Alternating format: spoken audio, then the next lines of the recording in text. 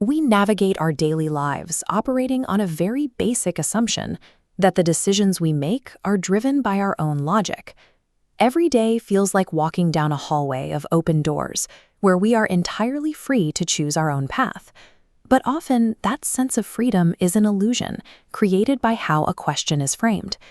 If someone wants to steer your behavior, they don't have to force you, they just have to design the options. Consider a simple dinner invitation. If someone asks, "Do you want to go out?"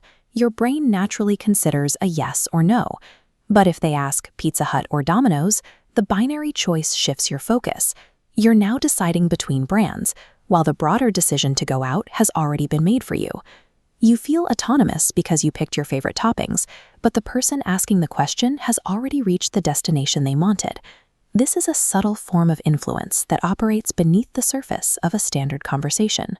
From marketing campaigns to high-stakes negotiations, people use these invisible frameworks to guide our reactions without ever appearing to be in control.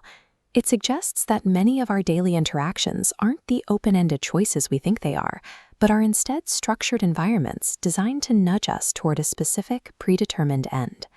For these structures to work, they have to bypass the part of the brain that looks for inconsistencies.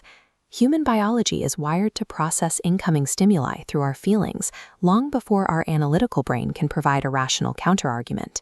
This chart illustrates a mechanical reality of the human mind.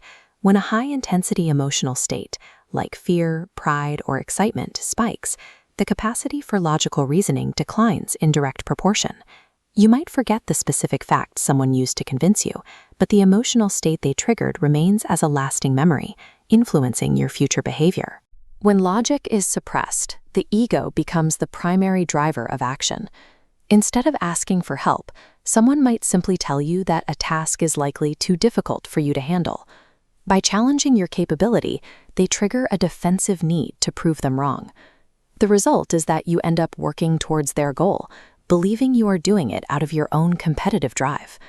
The attack on the ego masks the influence. You aren't being told what to do, you are being provoked into volunteering for it. Influence doesn't always require a verbal challenge. Sometimes it relies on creating an internal pressure that forces a person to defeat themselves. This often happens through vague, emotionally suggestive statements. Rather than making a direct accusation, a person might simply express disappointment without explaining why.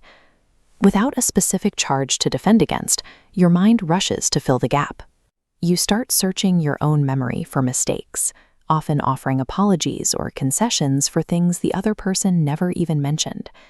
This reaches its peak when the words stop entirely. Using silence as a tool requires total stillness. You say nothing, maintain eye contact, and remain calm while they wait for you. The human mind is uncomfortable with an unresolved silence. This tension creates a psychological vacuum that the other person will eventually try to break by revealing more information, offering excuses, or admitting things they intended to keep hidden. Leverage in these moments doesn't come from speaking the loudest. It comes from creating a void and letting the other person's own anxiety fill it. In many interactions, the person who speaks less and observes more is the one actually steering the outcome. This influence is built on the predictable ways we react to framing, ego, and silence.